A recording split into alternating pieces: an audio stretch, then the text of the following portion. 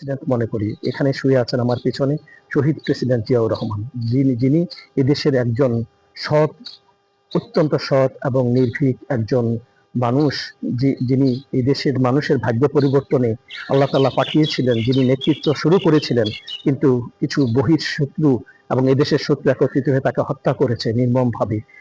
আমাদের পুরো দেশের ভাগ্যকে ধ্বংস করে দিয়েছে, যার হত্যার মাধ্যমে তিনি এখানে শায়িত আছেন।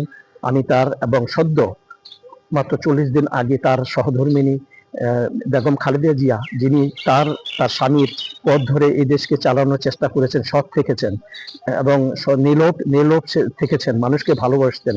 তার নেতৃত্ব, তার সততা, তার দেশ পরিচালনায় অত্যন্ত এদেশের মানুষ, প্রতিটা মানুষই তার প্রশংসা করেছে। তিনি সদ্য তার জীবন চলে গেছে, তাকে আপনি এই দুনিয়া থেকে নিয়ে গেছেন, তার আত্মাকে আপনি নিয়ে গেছেন, তিনিও এখানে শায়িত আছেন।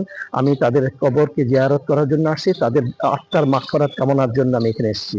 আমি দোয়া করেছি তাদের যেন আল্লাহ তাআলা জান্নাত নসিব করে দেন এবং তাদের আওলাদ আজকে